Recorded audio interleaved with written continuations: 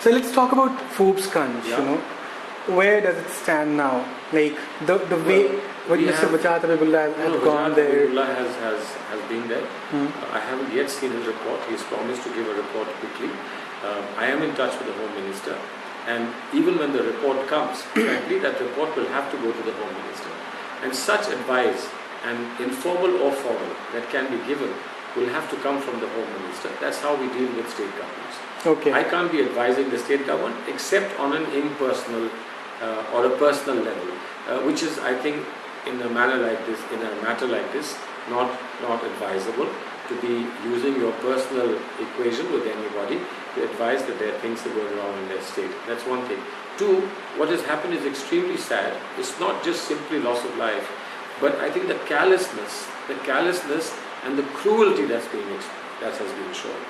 The only problem we always face when this happens is that when politicians rush in to scream and shout, it is seen as a political match rather than a sincere effort to address what has happened. A sincere effort to address what has happened can be done from a distance as well, allowing the agencies and institutions that should go and spot. No, but I would like to interrupt it here.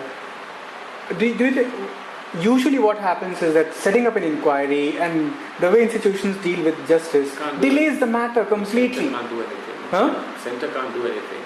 With Congress having 4 members in the Assembly, should we be dismissing the government that was elected? No, I'm not asking you to dismiss. Yeah. There are 2 things that you can do. One, as you said, that officially being a minority affairs minister. No, I can't. The Home Minister can. Yeah. I will get the material to the Home Minister. Okay. And that is not to say that the Home Minister already has kept his eyes on what has happened. After all, he gets intelligence feedback, and he keeps track of what is happening in law and order in the country.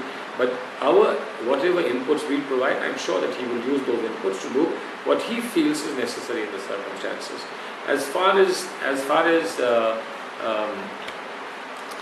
issuing, as it were, concern and warnings as in terms of political pressure that we are doing by way of talking to the media and using sources that will put pressure.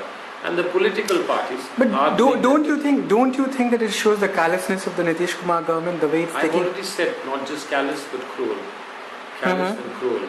And there are larger issues about land acquisition and so on.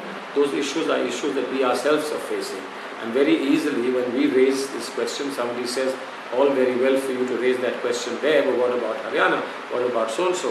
Frankly, we believe that we have been far more sensitive on land acquisition issues than most of the other parties have been. But nevertheless, there is a sensitivity involved, and we don't want to invite a slanging match.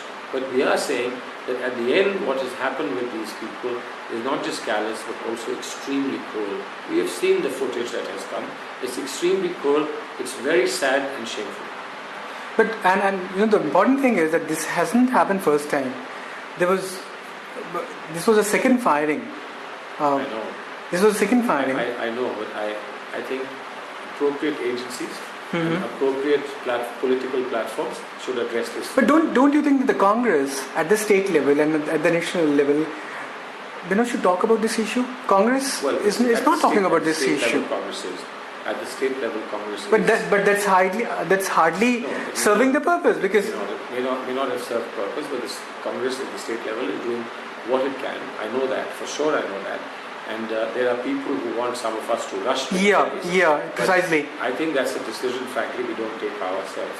It's a decision that's taken when the Home Minister feels that the situation is. Home Minister? Why Home Minister?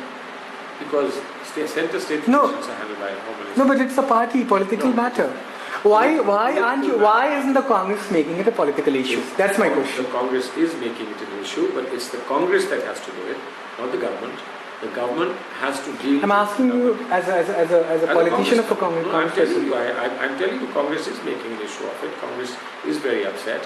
Congress is making an issue of it, but the ministers can't rush in where they're not.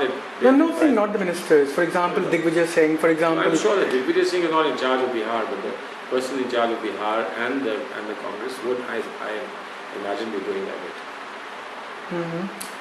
don't you think that there is a view in the media or in the intelligence here that during Nitish, his alliance with the BJP has saffronized the atmosphere of the state.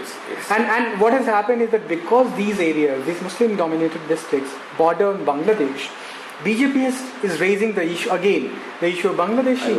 I really don't want to speculate because these are all very sensitive issues. I don't want to make things more difficult for people who already suffered enough. But I can assure you that appropriate attention will be given. It's a typically minister's answer. I'm a typical minister. when I don't give a typical minister's answer, I'm asked to resign. When you ask things to critically analyze. When I say critically analyze, then they say he must resign. No, but a very important human rights issue is involved here. Yes, absolutely. Something like this has happened. Which is why. And nobody talks about it. At national level, it came much later. You spoke about it much later, frankly. And I'm not sure whether you spoke about it. On this. I had, but you spoke much late. I think 12 days late. No, not 12 days late. Not 12 days late. But this is not an issue on which you have to jump in. Again, don't ghettoize. Come on, you can't use. It's a human right. I'm not talking about this Forbesganj issue as a Muslim issue. Essentially, it's a human rights issue. Human rights issue is something that has to be handled by the when there was a Bhatta Persol thing, everybody spoke. I did speak. Huh? I did speak. Okay, but big ministers. No, of course, but I did speak. I did speak for the reason that it was something that had to be handled by our political arm, and our political arm, led by Mr. Rahul Gandhi, actually did a commendable job. But I did speak because it's not for us as ministers to speak out of turn. But there are times when we are told we have to now speak, in which case we speak. Yesterday we spoke on what happened in UP because we are UP ministers. So we spoke on what happened in UP. But not by going to Lucknow. We spoke wherever we were. We didn't line up in Lucknow. Now, some ministers perhaps will not subscribe to this kind of strict discipline, but I certainly do. I think ministers must retain their dignity, and if they want to get to the street politics, then I think they must relinquish their post and go to street politics. There's just a view that Congress at the central level could have, done a bit justice to this issue. I will certainly convey. I will convey your view to powers that be. because as a political party, I appreciate that. It's a huge concern. I appreciate that. It's a huge concern, and I'm sure that the people concerned will do what is necessary. Thanks a lot, Mr. Minister. Thanks a lot. Thank you.